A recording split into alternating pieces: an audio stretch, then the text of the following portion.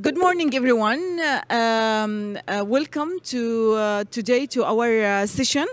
It's been actually this session. It's held by Hans Seidel Foundation, and we're going to talk today about how the civil society can cooperate with a multi-stakeholder and the governments, so we can empower more the climate change working and the climate change action, and especially when it's come to the SDGs.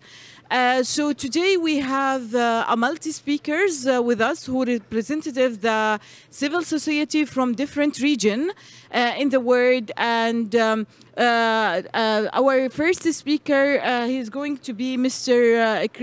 Christoph from the Hans Seidel Foundation, Jordan. He will give us more view on how the adaptation and mitigation climate change networking, and he will talk about the MENA region network that it's been launched during the couple of previous months. So let's welcome Christoph. I'll go from here.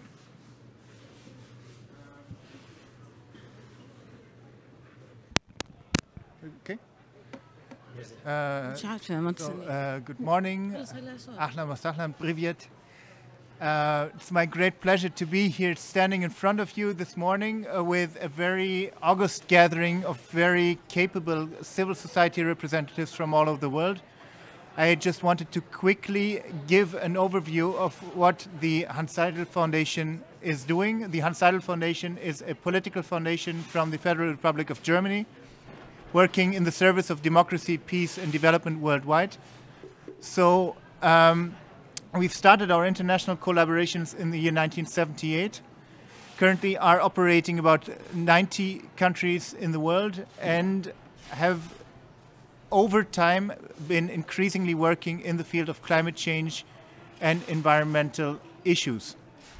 All of this culminated in the year 2023 when the combined efforts of all our friends from all over the world, mostly representing civil society representatives, were asked to get together in the Global Mitigation and Adaptation on Climate Change Network, which is a loose affiliation, a loose network of civil society organizations working in different fields, also in academia, in the private sector, in a number of different activities, both on the local level as well as on the national levels, combining efforts from Latin America, from Africa, from Asia, which is a huge continent, as we all know, covering West Asia, Southeast Asia, and North Asia, as well as Europe, providing for channels for interaction between government representatives, civil society, and academia, and the private sector.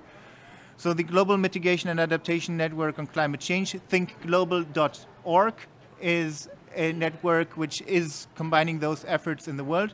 Likewise, me personally, I'm representing the Hans Seidel Foundation in Jordan, beautiful Jordan, the Arab part of West Asia.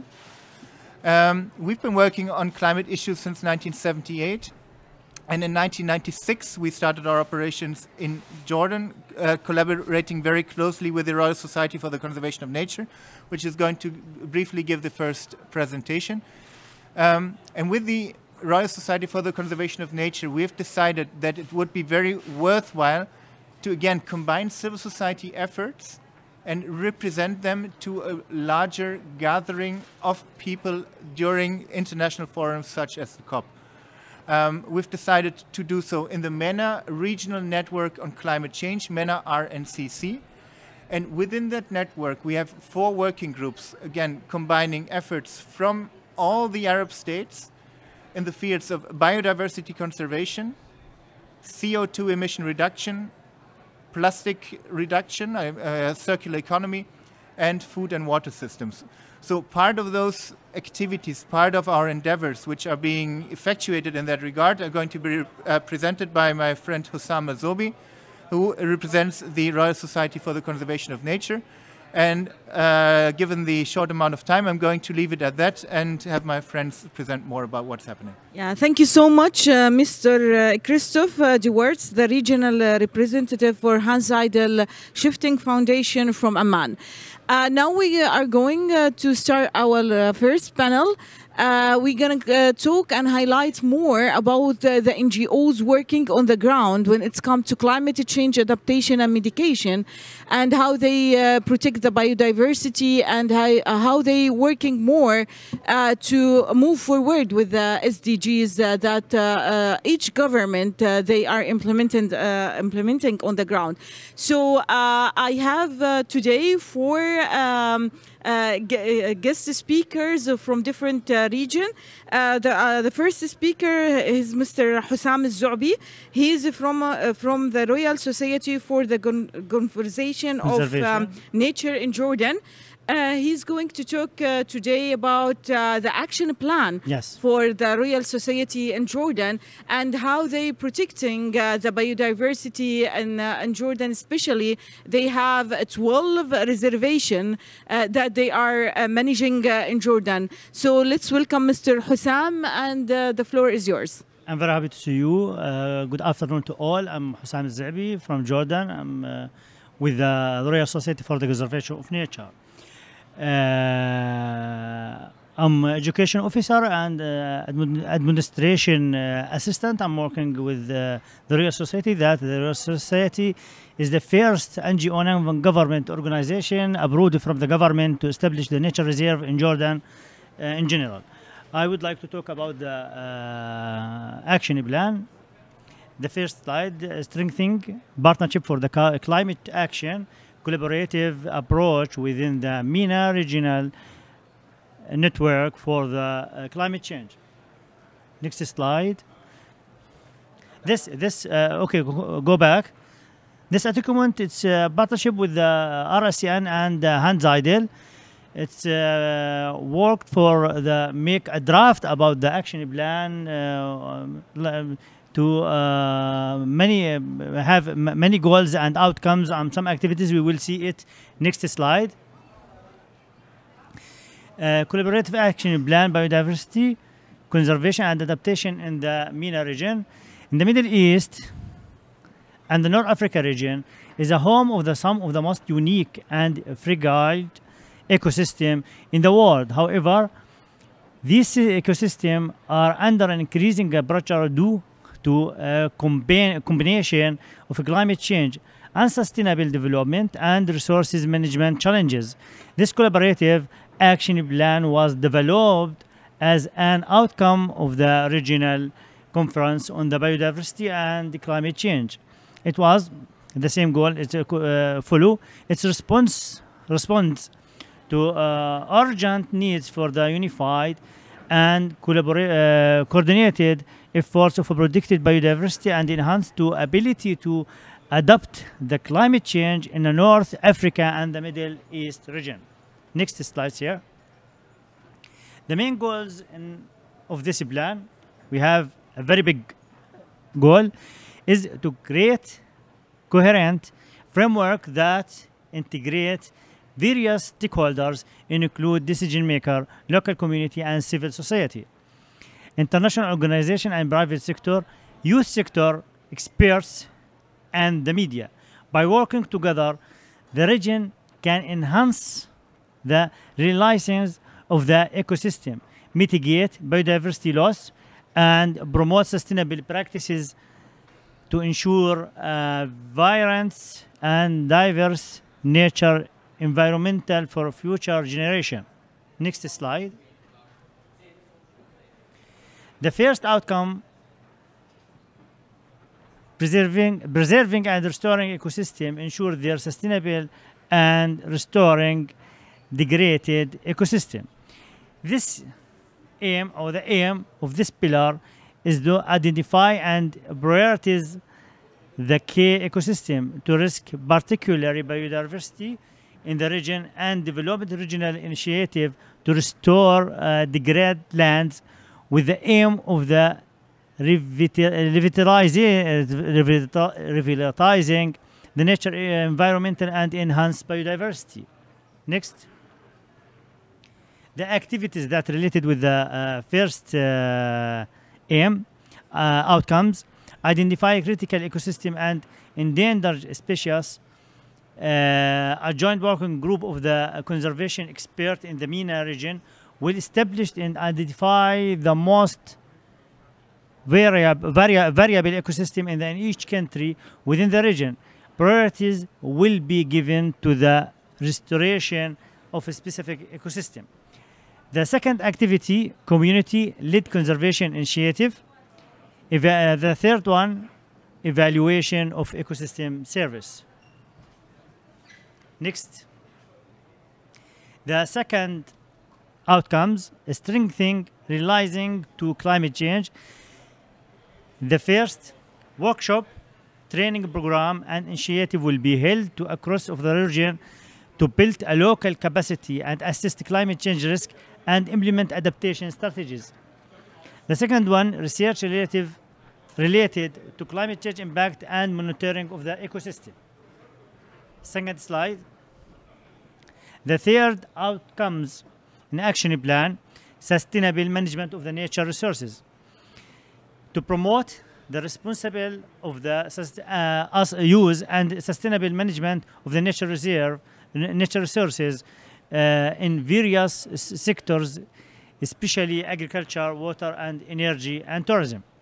Activities that related with the third outcomes is promoting sustainable agricultural practice and economic valuation of the ecosystem service through case illustrating the economic benefits of the biodiversity and conservation and integrating those results into national economic planning.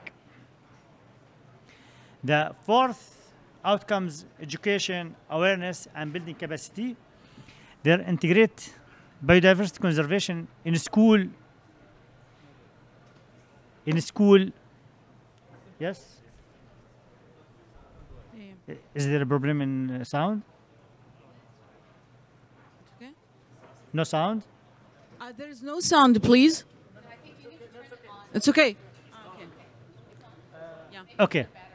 Integrating biodiversity conservation into school and curricula across the region with a particular focus on the experiential learning. School will be encouraged to set environmental club and involve students in the local conservation activity such as a tree planting, a clean up campaign and citizen sense project. The activities related with the outcome, with the fourth outcome is organizing regional campaign to increase public awareness of the importance of biodiversity and sustainable practice, and integrating environmental education into the school curriculum with training program. The last one, training program for the stakeholders.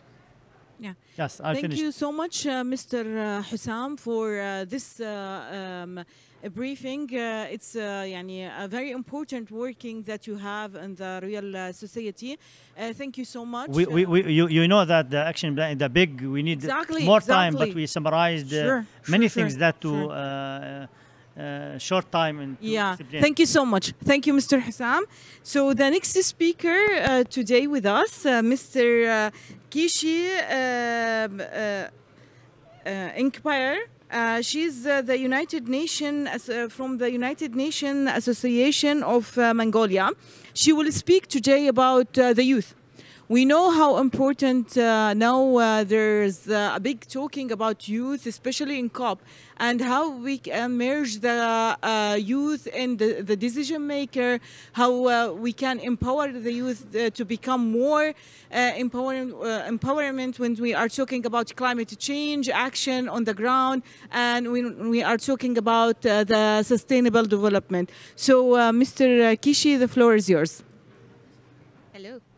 Am I audible? Yes, perfect. So my name is Kishi. I'm from Mongolia. So thanks everybody for joining us. And I'm part of the United Nations Association of Mongolia, which I co-founded. And what we do is very much related to what our colleagues in Jordan have also mentioned as well, is really very much focus on meaningful youth engagement in decision-making through capacity building.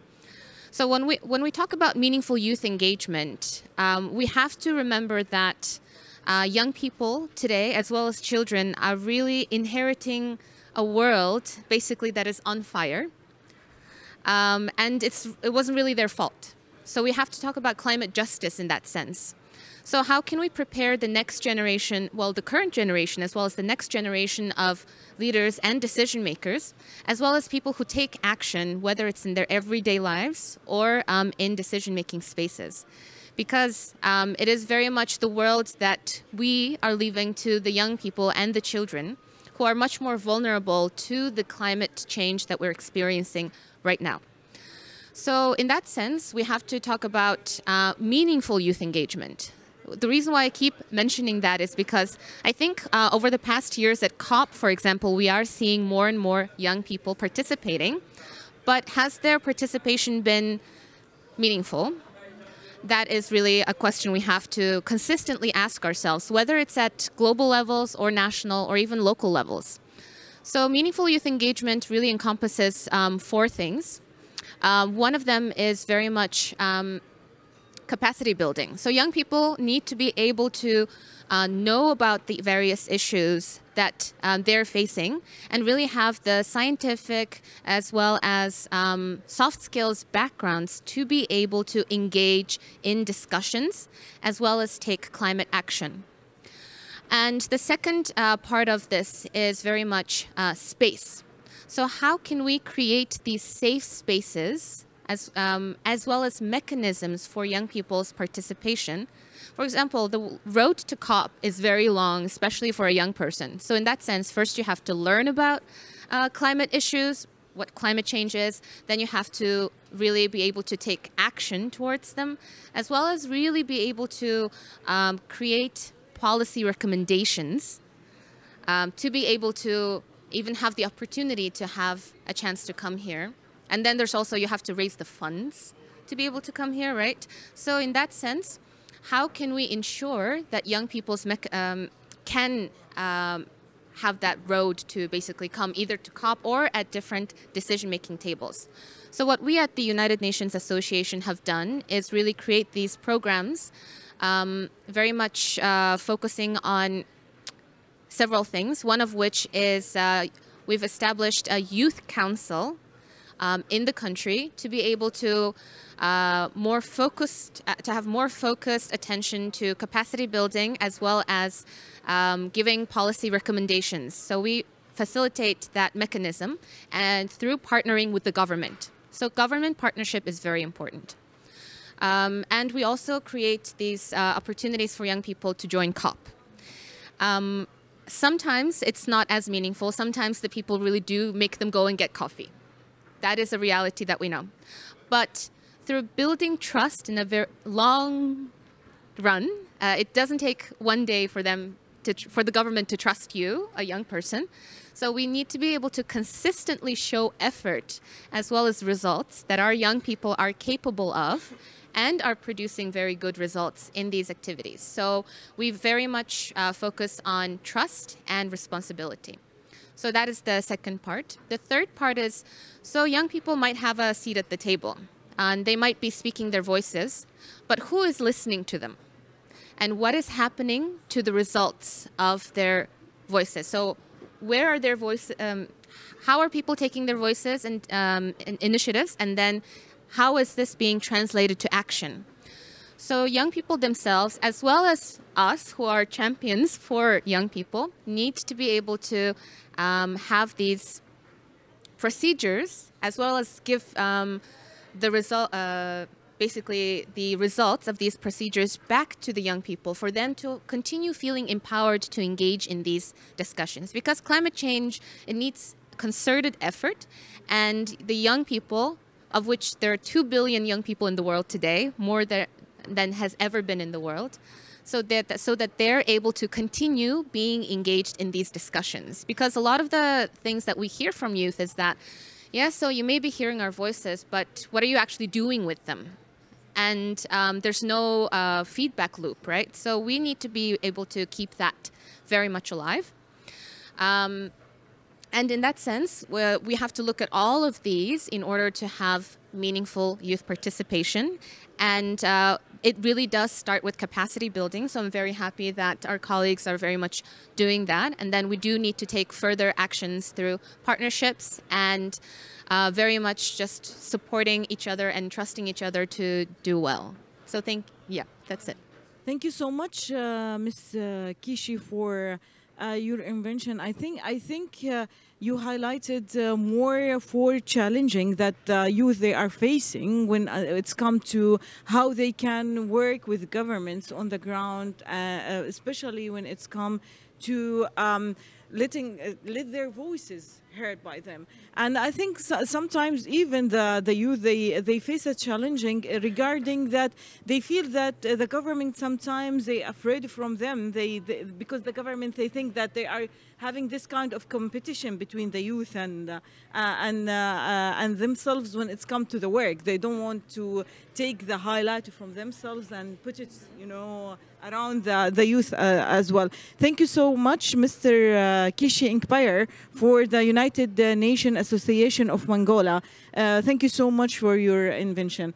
So the next speaker with us today, he have a very creative invention that he will talk about it, and how the invention it's going to be about how we can use the recycling when it's come to plastic, and to invent a new kind of products that help us in our homes and other things, and it's kind to be a waterproof as well. So let's welcome Mr. Josh Chandara from Plana from Indonesia.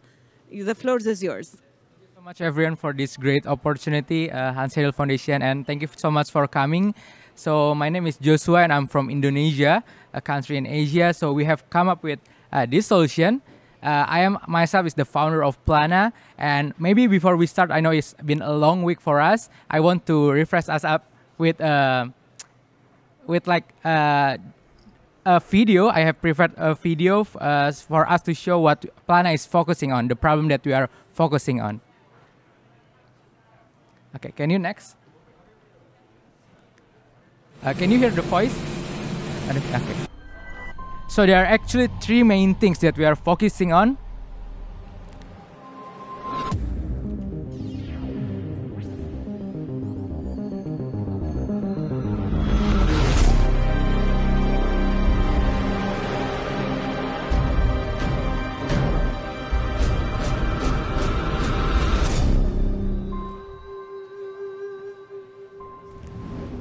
Okay, in the video here, we could see there are three main problem that Plana is focusing on. The first one is deforestation, which is, I believe, is a global problem and it's happening all over the world. And the second one is we are focusing on plastic waste. Indonesia itself is a very big plastic pollution. And the third one is agriculture problem. So we have a very big agriculture problem in Indonesia, and I believe it's happening also in many countries where our farmers usually burn their house and it cannot be commoditized. So here, Plana is a social enterprise where we are focused on waste recycling, especially plastic, where we recycle not just by hoarding or just by press it into some material, but we mix it and we upcycle it into a new material that is really have a characteristic that could long last and could be a solution for those three problems. So if you see here and if you want to take, it's okay. Can you next? Sorry. Next. So here's the solution that we could offer. We called our product Plana Wood. You could take here if you want. So basically what we are trying to do is we have been commercials in Indonesia also. This product is not wood. I know the name is Plana Wood, but it's made from 60% rice husk. You know, when we eat rice and most of the farmers burn their rice, we use that. And it contains also with 30% plastic waste and 10% additives, where each one decking, like 3.1 meters of that. It's equivalent to 2.4 kilogram plastic waste and 4.8 kilogram rice husk, and it could be used for ceiling, wall, and floor. And I will show you the implementation of our projects in Indonesia. So next, please. So there's the other video. This is how we really make it. So first, this is our humble and small factory in Indonesia. This is me, myself. So basically what we are making here is like a recycled plastic. We use recycled plastic that's already been collected and been washed, and it's the rice husk, and we make it into this, a new material, we call it husk plastic composites, and we extrude it into a decking like this. So this is like the solution that we're trying to make. It could be used as the substitute of the natural wood itself, which, you know, deforestation, most of 60% of deforestation is used for construction purposes. So we're trying to become the sustainable substitute of natural wood. Next slide. So here we have the solution impact. I'm going to be brief about this.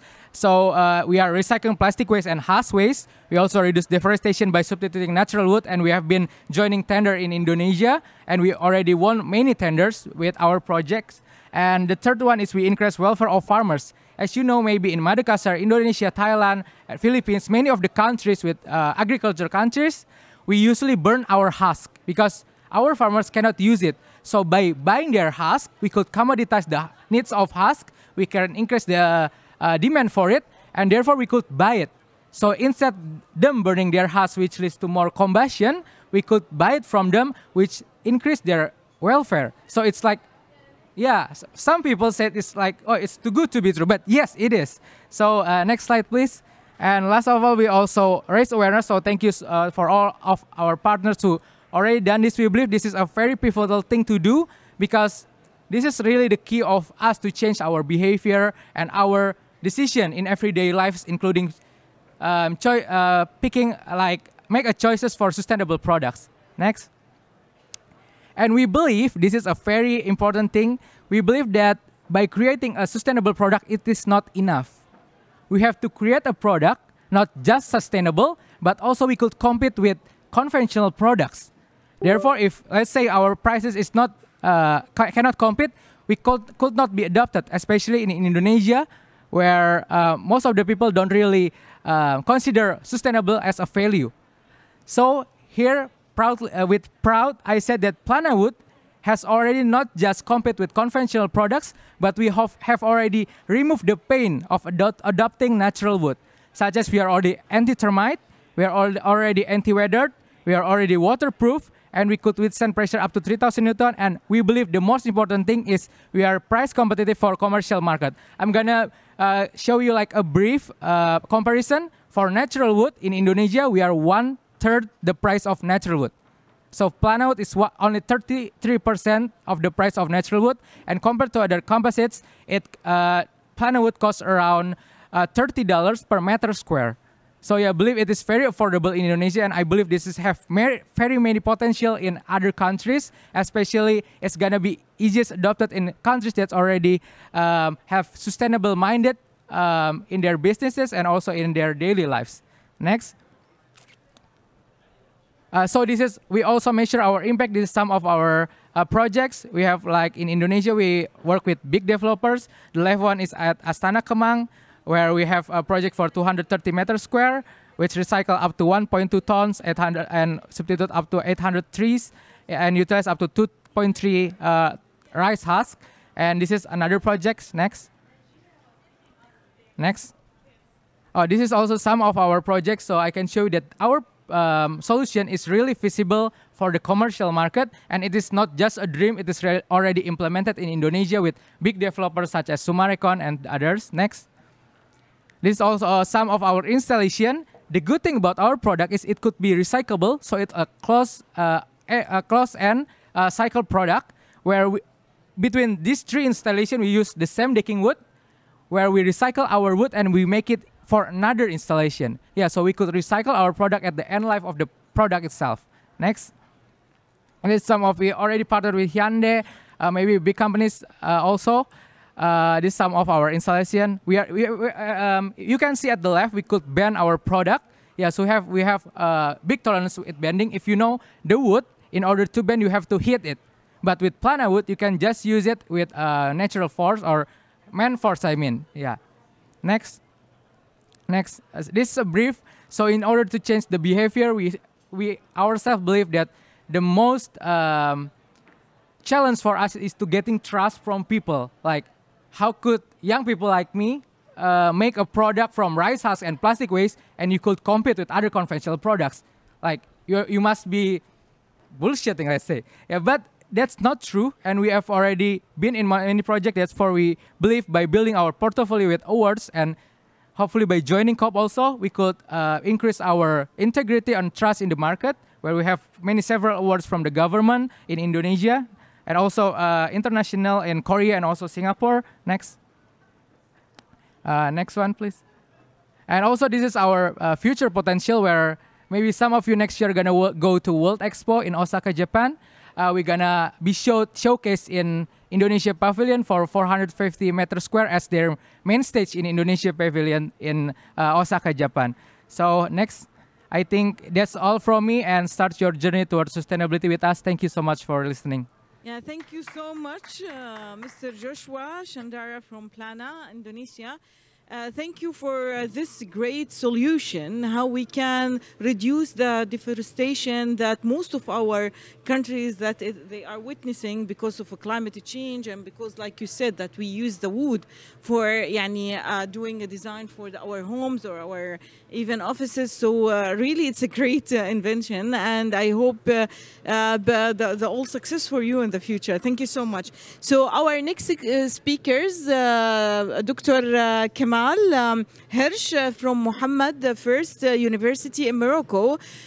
He will talking more about the education and how we can the education also help on environmental challenging and balancing risk and opportunity. So, Dr. Kemal, the floor is yours.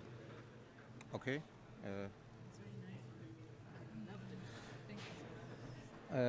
Hi everyone, and welcome to this presentation about education and environmental challenges between balances, risk and opportunities.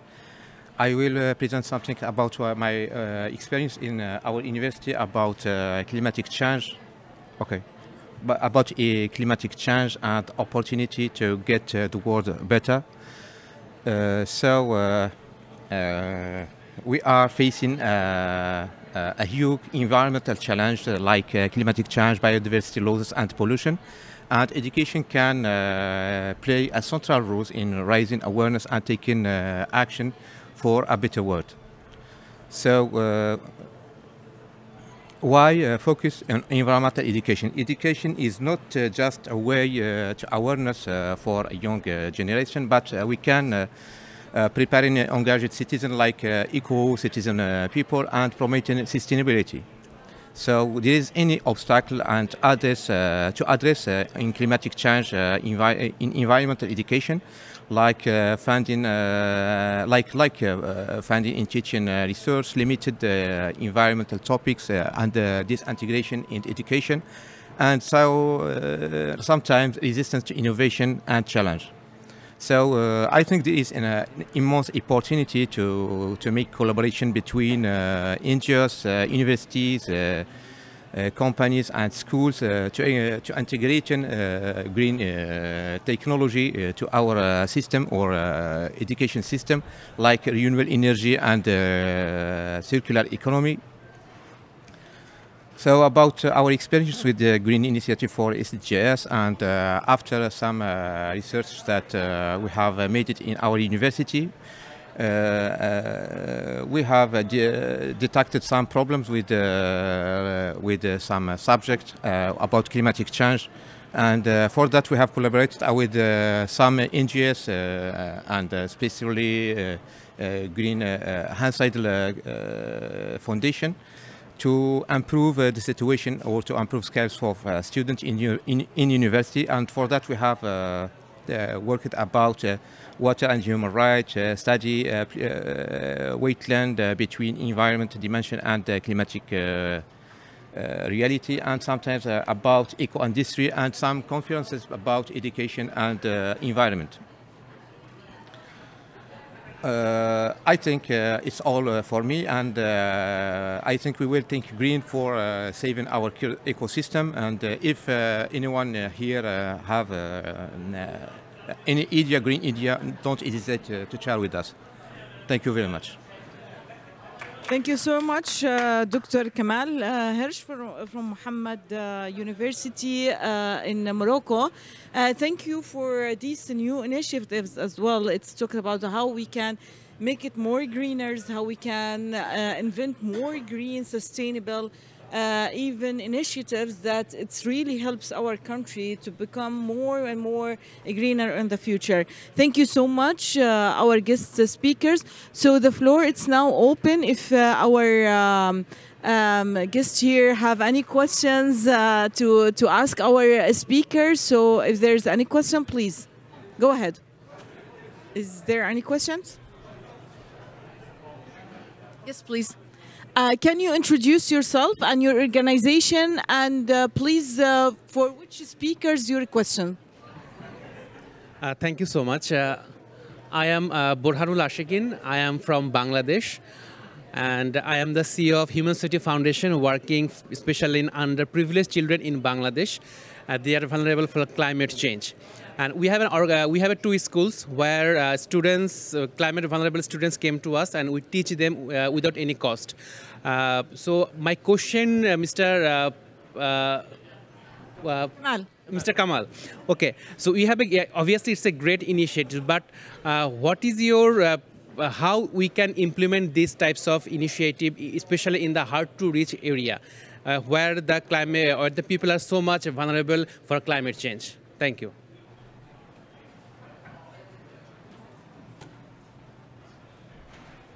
Okay, I feel free to speak in French language more than English language, and if anyone here can translate, it's okay.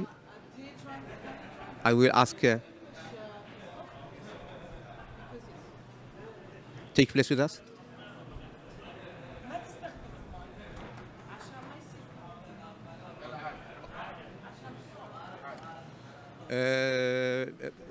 Vu ma situation, puisque je suis un enseignant à l'université, et vu mon travail en tant que professeur dans une école qui prépare les futures générations pour l'enseignement. Given the fact that I'm working at the university and I'm very close to young people who are going to be the future decision makers. Alors, qu'est-ce qu'on a fait? On a essayé de réaliser quelques recherches, puisqu'on avait un comportement bizarre chez les étudiants à l'université, surtout au Maroc et les régions qui entourent le Maroc. We have decided to do a research project with young students because we had noticed that they had a very weird behavior by the students. Alors on a vu cette situation-là, on a pensé qu'il faut faire une chose concernant les changements climatiques et la biodiversité for students. Donc, on a commencé le travail, on a essayé de lancer un test chez les étudiants et comment ils voient les choses. Si on veut, par exemple, créer des formations pour ces étudiants concernant ces changements-là. Alors là, je pense que les étudiants pensent que ces cours-là ou ces initiatives doivent être comme des initiatives en parallèle avec l'étude universitaire, et non pas comme des leçons à l'université. Alors on a essayé de travailler avec des fondations telles que la fondation Hans Seidel dans ce sens-là.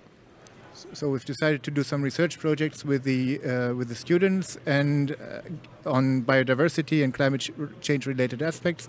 We've decided to do it as extracurricular activities next to the official curriculum, which is being implemented anyway.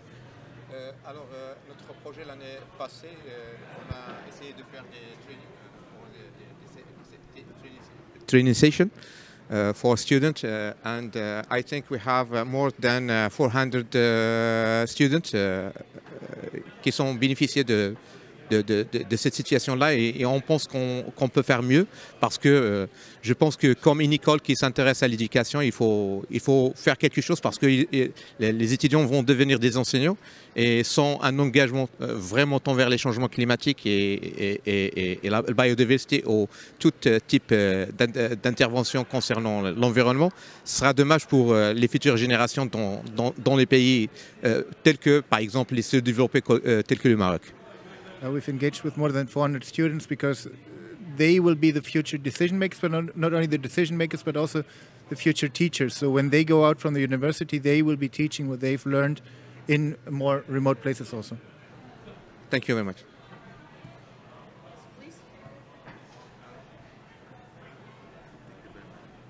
Okay, this question is specifically for George. I'm kind of impressed with what I saw, and I'm hoping that I wanted to ask you whether do you have a plan of expanding PANA to a continent like Africa? Because what I just saw, I believe that can be very helpful in Africa. I'm from Liberia. I work with the Statistics House in Liberia, but I was very impressed. So do you have plan of building other youth capacity if there's a need?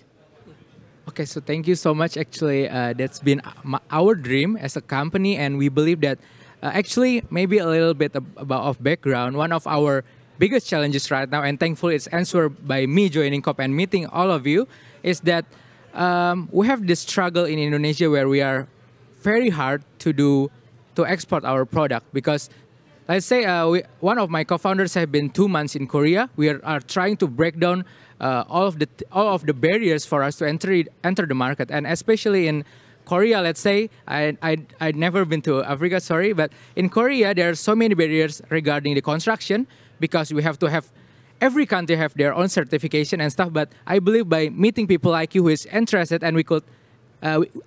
By meeting the right person, I could definitely, at least first, we break down the market together and we can do the export first to test the market and how our pricing there. And we believe we could make something together. And one of our dreams is not to make the solution just in Indonesia, but it could be implemented globally. And thankfully, it could be the solution for our thing about deforestation and also being a little, even though it's a little impact, I really hope that it could be implemented in many countries, especially in Africa also. So thank you so much, and I really hope we could collaborate together. They will. Yes, please. Hello everyone, can you hear me? My question goes to the last speaker as well. My name is Muhammad Malami. I work with the Office of the Senior Special Assistant to Nigerian President on the Sustainable Development Goals. My intervention is in 3 folds. The first is the issue of sustainability of the project. So once you're talking about sustainability, you're also talking about the financing. What is the source of finance for your projects, and how do you collaborate with other financial institutions, public and the private institutions, in order to ensure sustainability of the projects? In terms of collaboration as well, how do you collaborate with the public and private sector? Do we also get support for the public or private sector because it's really a fantastic project, and in the environment space, this project should be encouraged. So do you get support from the domestic public and private organizations? Do you also get support from the international development partners such as UN and UNEP and other organizations? These are my interventions. Thank you very much. So sorry. Yeah. Okay, so thank you so much. Proudly saying we have been surviving in quite a rough environment in Indonesia. Thankfully, we have HSF also who supported us as an organization in Indonesia. But honestly speaking, how we sustain is we make our business profitable. And for the last 2 years, we have been profitable in Indonesia, where we sell our product not. So maybe a little bit of background again. In Indonesia, sustainability is not really considered as a value. Then, so how we sell our product? we already passed that stage where we make a product, not, oh, this product is sustainable. No. How we sell it is this product could compete with conventional products. It has strength, it has anti-termite, blah, blah, blah, blah. And then at the end, and it's also sustainable. So sustainable is not really our main point in Indonesia. But we believe by competing, let's say we could compete with conventional products. Therefore, we could be a profitable business. We don't need like funding, but we believe that with funding we could like expand more and scale more. But right now we sustain our business just by being profitable as a social entrepreneur, which is for me, I believe that I really need an organization like UN and also all global organization to really adopt our solution, because right now it's actually our barrier right now, where we could only make our business in Indonesia because we don't have the connection, and I'm still young and I'm still learning how to really expand my product and implement our solution to another untapped region. So yeah, thank you so much, and I really helped by this. Thank you so much by being here and presenting our solution, and we could be looked by organization in Indonesia and also internationally. Honestly speaking and sadly speaking, in Indonesia, I've been reaching out to many organizations, but yeah, actually it doesn't really like, I don't really have a chance to talk to the right person, if I'm being honest. So yeah, in Indonesia, our product is mostly known by the government, but not by the organization internationally. And I really hope it really changed a lot. And I could say by joining COP29, I get many connections, and also I get to showcase my project in other regions. So thank you so much. Does it answer your question? Yeah. Thank you so much. Last question. Yes, last question. Because it's about the topic. We cannot listen. Bonjour, donc je vais parler en français puisque ma question sera pour M. Kamel. Enchanté, je suis Mohamed Drafas, je suis de l'association Femmes Bladi du Maroc.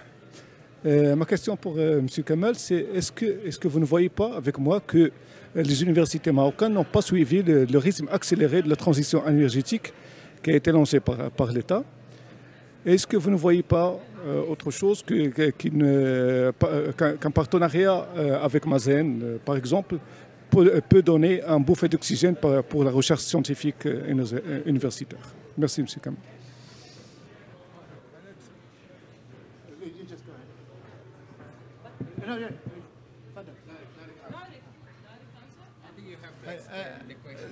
Sorry, I didn't completely get the question, so I'm going to wait for his response. Response? Okay. Thank you very much, Monsieur Drafat. Normalement, qu'est-ce qu'on a essayé de faire? Essayer de déterminer l'état du lieu de l'éducation à l'environnement au Maroc. On a commencé par le Maroc, et on a d'autres amis qui travaillent dans d'autres universités, soit à l'Europe ou en Afrique. Alors, la situation, ça ressemble un peu à ce qu'on peut voir au niveau africain ou au niveau arabe, un peu moins au niveau européen, parce que lorsqu'on parle des changements climatiques, je pense qu'il y a deux volets. Le premier volet, c'est technique, parce qu'il y a des inventions et il y a des matériels. Et le deuxième, c'est à partir des humains ou des personnes. Alors l'éducation, c'est la meilleure façon d'éduquer les gens au changement climatique. Il faut commencer par ça, à notre avis. Alors qu'est-ce qu'on a fait? On a essayé de voir comment réagissent les personnes qui viennent de l'école marocaine, soit au niveau des lycées ou d'autres personnes, soit au niveau de l'Afrique, comment ils voient les choses. Alors on a commencé notre recherche, le résultat c'était catastrophique. On a essayé de faire ça avec des étudiants pour essayer de voir les choses, comment ça passe, des étudiants et entre des étudiants, pas comme des étudiants mais pas comme des enseignants. Donc pour ne pas avoir des influences sur les étudiants. Yeah, sir. So very briefly, there is a difference between there's two different levels when looking at climate change. One being the technical issue or the technical level, and the other one being the individual level. And at universities, you first need to start from the individual level in order to bring people to a certain knowledge about how to react to the technical challenges at hand. Ok, alors on a essayé de faire ça avec un questionnaire de plus de 50 questions. Le résultat, comme j'ai déjà dit, c'était catastrophique parce qu'on a des étudiants à notre école, l'école supérieure de l'éducation et de la formation, les étudiants à cette école, ils vont devenir des enseignants après. Alors, le problème, c'est que les résultats, c'était décevants. Qu'est-ce qu'on a essayé de penser? De voir les NGOs, les fondations telles que la Fondation Anseidel. Merci beaucoup. On a essayé de voir côté des établissements gouvernementaux, mais pour le moment, ça ne marche pas trop bien. On a essayé de contacter les gens de Mazen. C'est bon pour le moment parce qu'on a essayé de contacter le nouveau directeur, M. Ashraf. Donc, on a essayé d'avoir ce contact.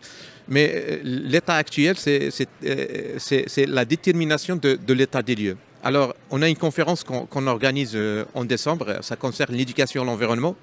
Et on va essayer de voir les choses après, qu'est-ce qu'on peut faire avec des partenaires, soit des NGOs ou des partenaires gouvernementaux. Merci beaucoup.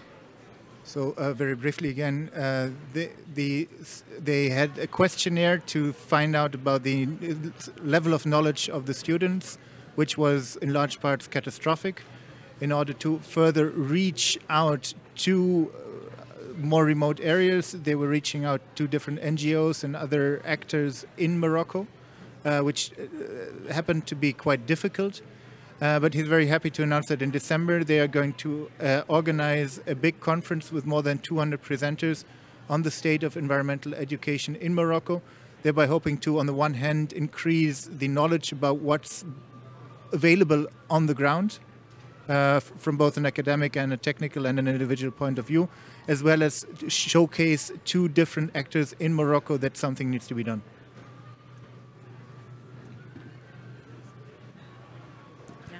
Thank you so much for your questions. And because we are having a limiting time, so we need to move forward to our next panel discussion. Let me thank Mr. Joshua and Mr. Kamal and also Christoph and Mr. Hussam and Kishi for your contribution.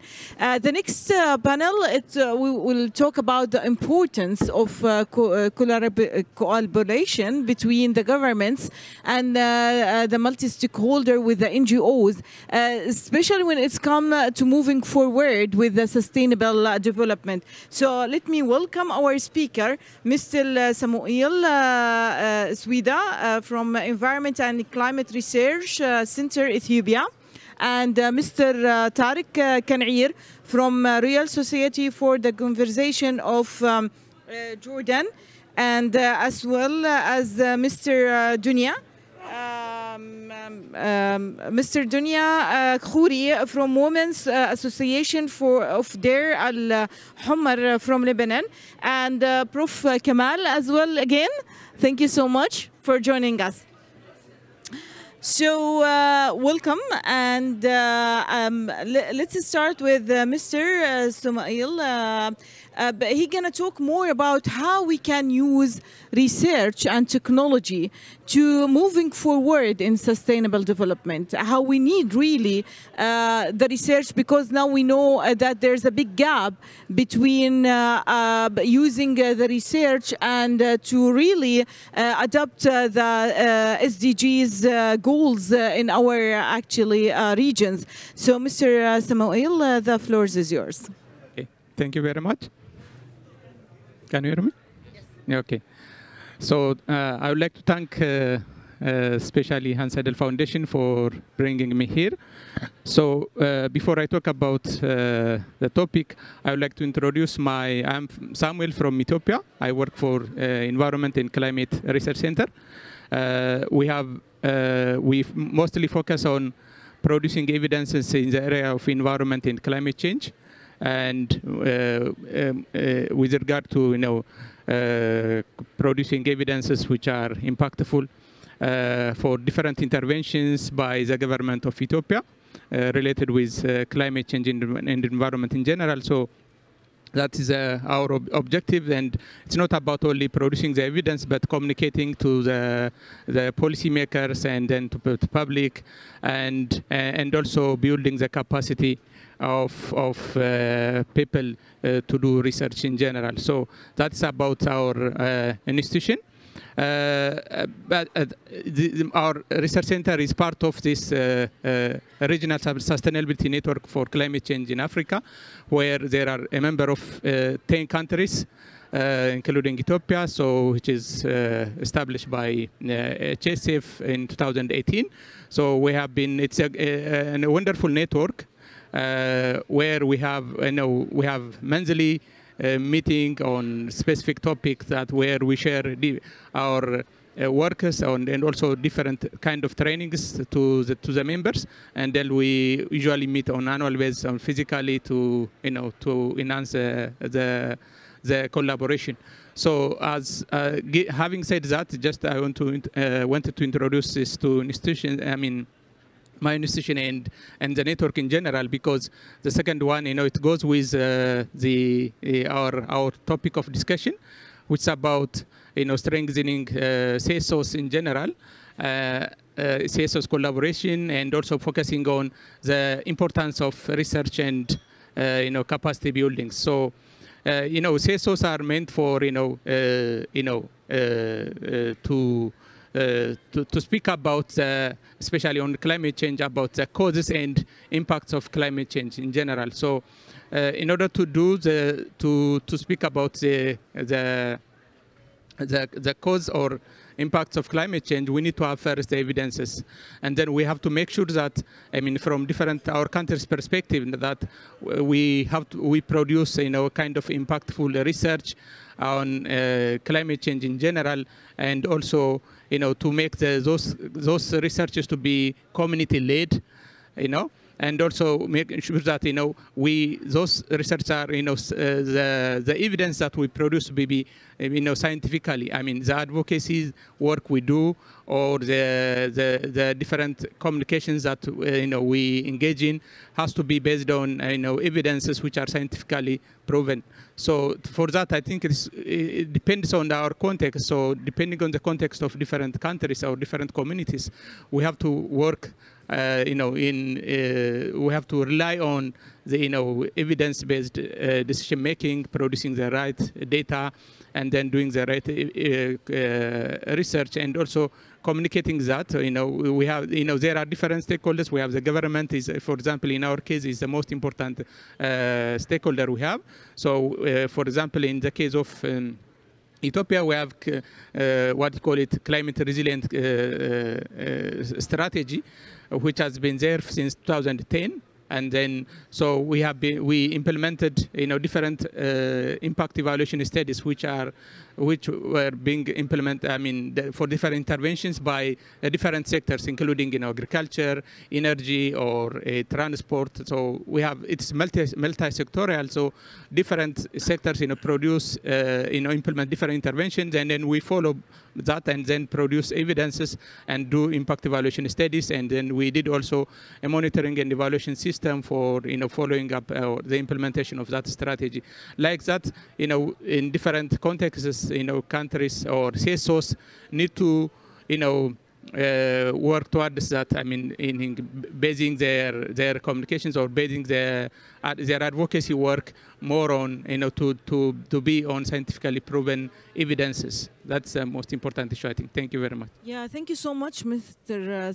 Samuel, for mentioning how we need really the research to give more evidence on the ground when it's come to climate change, and how the government, they can base or take this kind of evidence and they implement the right strategy when it's come to the action on the ground on sustainable SDGs. And I think that we need, it's not only in your country, but I think in the MENA region and other part of the world, we are missing such kind of really a powerful research. Thank you so much for your contribution. And here, let me ask Mr. Tarek about the initiative, how it's very important to implement or to come out with initiative on the ground to really go forward with the SDGs and in cooperation with the government. Can you talk more about your experience in the Royal Society on that, please?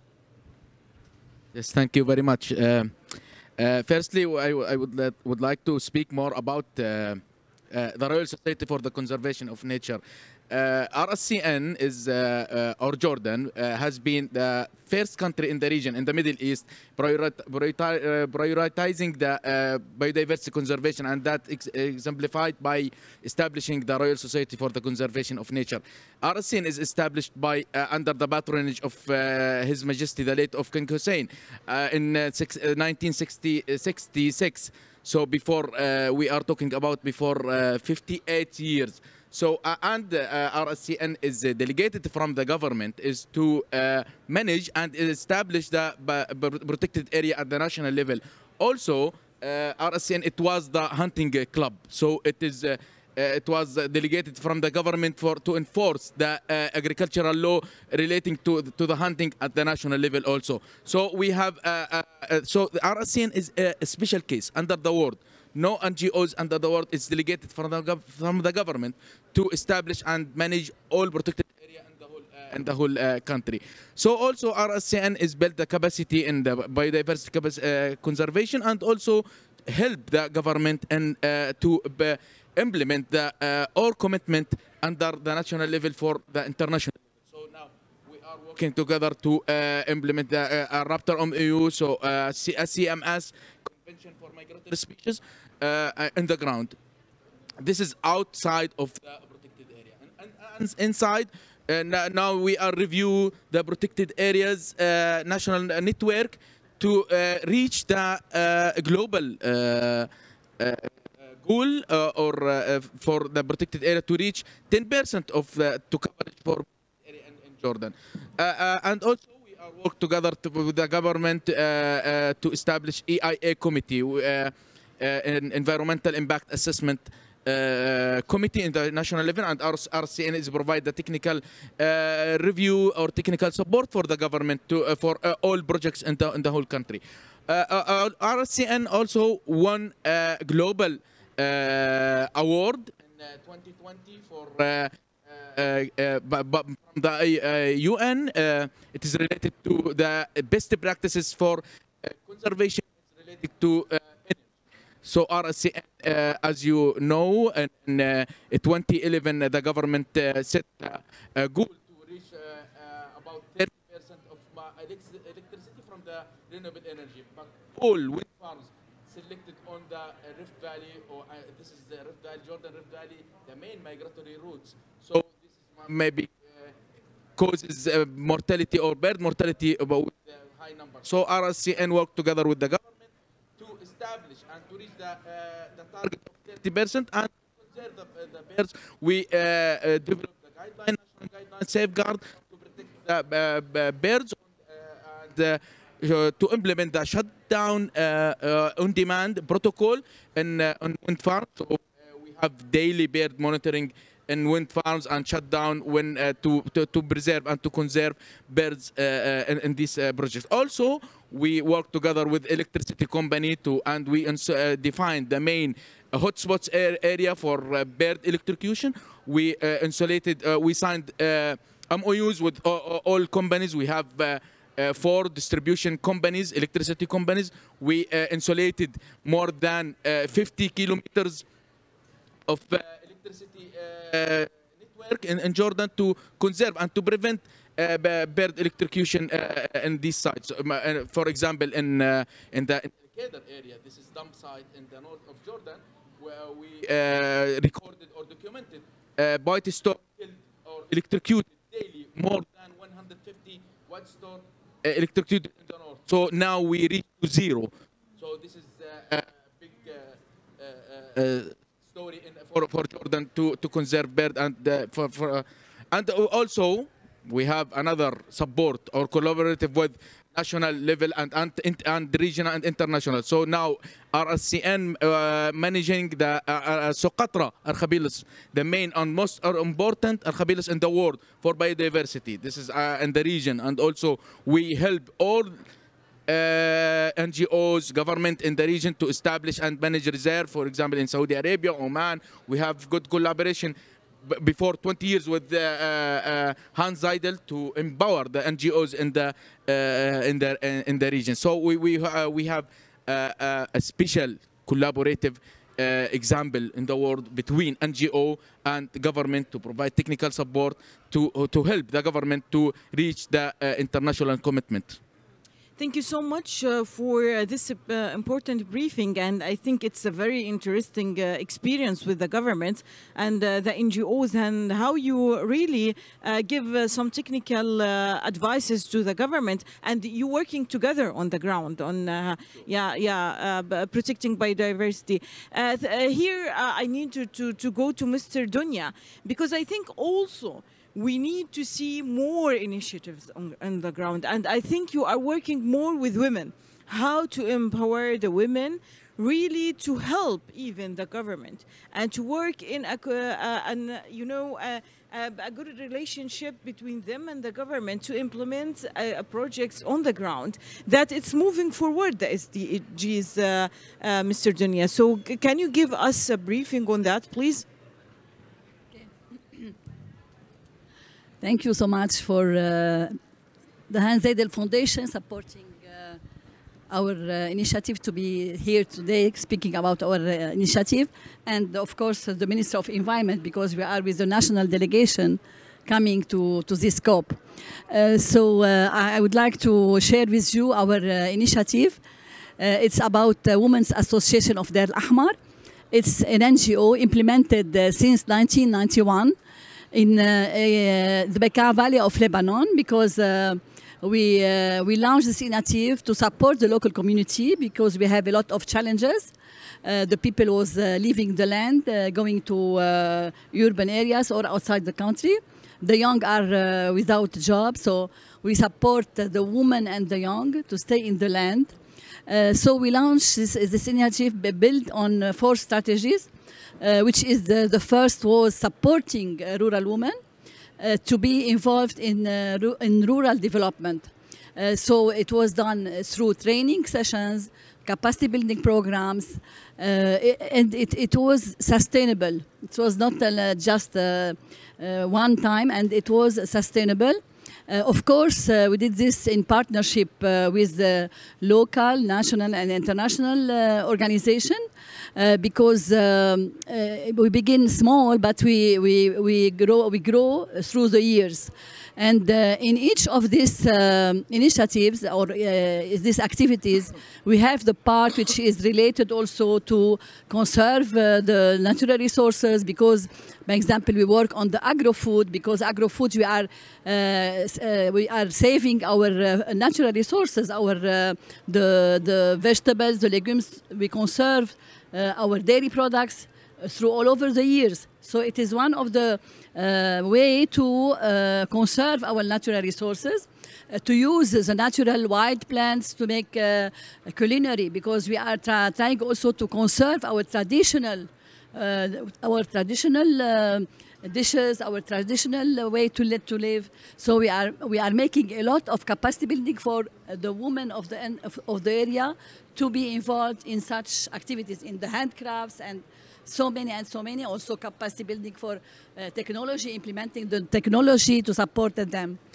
So it's a long way. Of course, we are also collaborating with the Hans Seidel Foundation to organize such capacity building programs and awareness.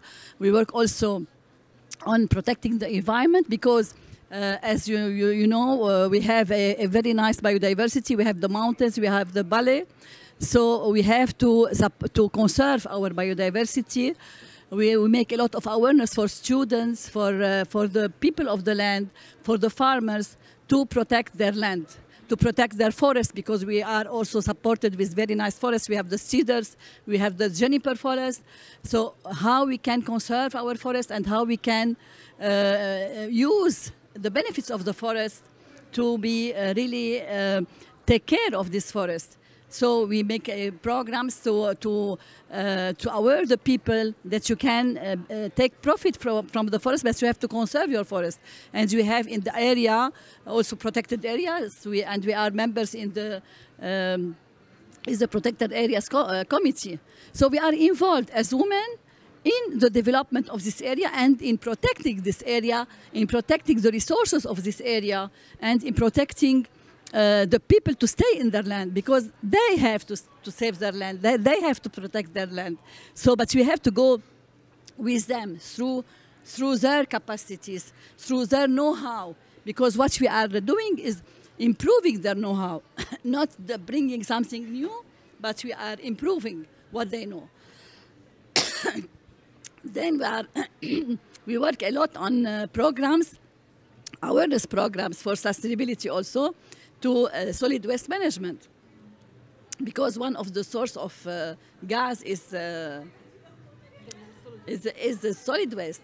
So we begin by awareness programs, and it was most of them with Hans Seidel, but we have a plan to sorting the solid waste. Beginning by our initiative, we have a plan now with the Union of Municipalities, building on our experience. Now we have the solid waste plant for garbage separation. And we work also a lot on we take a land, and here I want to mention, because I participated in the different COPs. I've been in COP 15 concerning deforestation, in COP 27 and COP 28, through an initiative of the Weekend, that is a platform for the women from the South-South, supporting each other, making exchange programs. So we have really to collaborate all together, and now we have the network with Hans Seidel also concerning climate change. So we built also many projects to support the rural tourism, which is very effective to support the local community, to increase their income, and to conserve our. So we are thinking all the time about sustainability, about protecting our land, protecting our environment, involving the woman. That's why we make a initiative, because we are in a agriculture land, but we introduce the tourism in this area, making programs, making awareness, making studies, making hiking trails. And we built a center, the Rural Development Center in our region, in collaboration with the municipalities that give us the land. And this is what I want to mention, that it is the woman's right to the land. It's a very important issue, really, to develop and to give the woman the capacity to be really strong, to have something to put the feet, because in many countries the women don't have the right to the land. And now the three conventions of the UN, I participated in one of these of the meetings of the three conventions in Berlin last year, supporting this right of women. And this is why we have to struggle, we have to advocate for this issue, because it's very important for deforestation, for economic empowerment of women, for stability of the family, for the food conservation also, for the food security, because women is working on the land, but she don't have the right to the land, and she's working for food security, for water saving. So women should be in everywhere. This is why we are working on gender mainstreaming projects, to introduce the role of women in all issues. Mm-hmm. And we built this center in our area with a large space to make awareness, a large space to make the local culinary, our local menus. People come in the area, they can have meeting the people of the land, and they can taste the food, take the agro-food.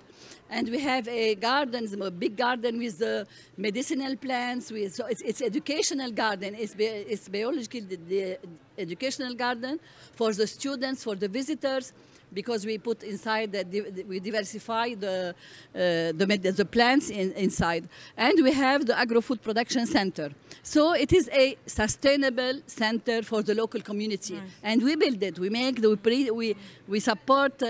We make to find the funds to do it. Mm-hmm. This is why it is sustainable. Mm-hmm. And we have in 2002 we get the Dubai International Award for best practices to improve the living environment among 550 participants from 90 countries. We get this award. Mm-hmm. And we are now on the Iter Vitis road that is connecting Europe with Lebanon. concerning the wine road, because they are making roads connecting Europe with through the Mediterranean Sea. So we are part of this. We are now on this certified regarding our initiative and our Rural Development Center. We are certified on this Iter-Vitis road. Thank you. So this is an example and best practice how women can be part of the sustainable rural development. And I didn't mention about the renewable energy. We have in our center the renewable energy for electricity, and we implement for the rural tourism. We support the local community to open their house as guest houses, and we support them to have the renewable energy for hot water. So that's our pilot project for to learn about and to support concerning the climate change, to make real initiative to implement these real initiatives on the ground. This is what we need. This is what they make negotiation, they take decisions. Who will implement the decisions? We need the local communities, we need the NGOs, we need the women to be part. Thank you so much, Ms. Dunya. I think you highlighted a very important topic, that how we can lead the local community protecting our areas and land, also when it's come to women, because they are the one who is leading their home as well. Thank you so much. And here, I think I need to ask Mr. Kamal, yes. So anyone who wants to stay after the panel discussion is finished, Ms. Dunya brought some sustainably made agroforestry products from Lebanon, which we are going to invite you to taste. So we've got some apricots and some figs from Lebanon, nice.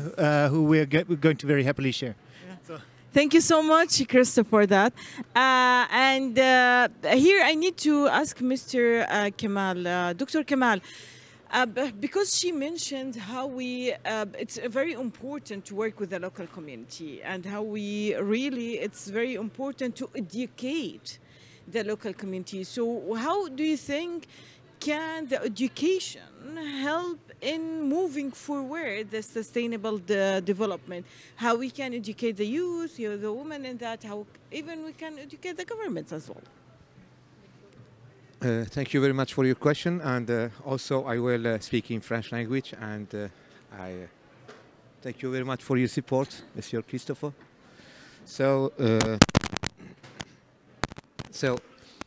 Je suis un enseignant des sciences physiques et je suis technicien. Je fais des recherches concernant les énergies renouvelables. Et on a beaucoup de travaux concernant les recherches, des brevets concernant les green technologies. Mais on a pensé que les choses devront être ailleurs. C'est-à-dire il faut essayer de voir qu'est-ce qui se passe au niveau de l'éducation. C'est pour ça qu'on a essayé de voir vraiment à notre échelle, à l'université, pour vous dire que notre école, c'est l'éducation, il travaille sur l'éducation et l'éducation et la formation. Et la plupart des étudiants, ce sont des étudiantes, des femmes, plus que 90%. Oh, c'est génial pour les femmes. So I am actually not a social scientist. I'm doing lots of research into materials, physics, I think it would be called in English. But for the sake of our projects, we had to go to the social sciences and engage in the field of education much more. And I'm very happy to say that 80% or more than 80% of the people we are engaging with at the moment at our university, Mohammed I, in Oujda, which is eastern Morocco, are women, which is very important for the sustainability of the project. Ok, et pourquoi l'enseignement, pourquoi le travail au niveau de l'éducation à l'environnement? Parce que au niveau technique, c'est un peu plus facile parce qu'on est en train de créer des applications green technology. Plutôt, on a vu que les choses doivent être ailleurs, c'est-à-dire il faut travailler sur l'éducation parce qu'on a toujours des changements climatiques, on a toujours des problèmes concernant la biodiversité, la pollution. Et on a pensé, on a vu dans les comportements des étudiants ou des personnes qui nous entourent qu'ils ne s'intéressent pas vraiment à ces situations-là. Plutôt, on a essayé de faire passer un questionnaire et on a reçu comme de résultat que la majorité des étudiants ils pensent ou ils recueillent les informations à partir des social media. Dans ce cas-là, on a pensé que c'est un grand problème parce qu'il faut penser il faut pousser les choses ailleurs, au niveau qu'il faut faire quelque chose au niveau universitaire, au niveau académique, afin de bien orienter les choses vers les bonnes conditions. So why are we focusing on environmental education? To be frank, on the technical level, things relating to climate change, green technologies can be quite easily implemented. It requires some research, but it can be done. But behavioral change in societies doesn't happen through technical innovations, it happens only through environmental education. And we have faced the problem in Morocco a lot that regarding environmental education, lots of young people who make up the majority of the people in Morocco, just like in most of the states which are represented here, derive their information from social media. And on social media, there is a lot of false informations and very abbreviated information. So this again shows the huge importance of environmental education and developing alternative approaches to bringing across the urgency of climate change and all related matters. So, after that, après tout ça, qu'est-ce qu'on a essayé de faire? On a essayé de voir qu'est-ce qu'on peut faire au niveau des curriculums, ou au niveau des programmes universitaires ou scolaires. On a essayé de faire une petite vérification et on a constaté qu'il y a presque rien qui pousse les gens à vraiment travailler dans ce sens-là. Dans ce cas-là, on a essayé de voir avec des partenaires tels que la Fondation Insider, qui a bien travaillé avec nous, qui a bien essayé de faire des choses à notre vision, c'est très importante. Donc on a essayé de faire quelques sessions de travail, des workshops pour les étudiants. Pour le moment, on a plus que 400 personnes, des étudiants qui travaillent avec eux. On pense que les choses commencent à se changer au niveau local. Et plutôt, on cherche toujours des partenaires pour travailler plus loin et voir les choses autrement. Pourquoi pas au niveau national et non aussi au niveau régional. Merci.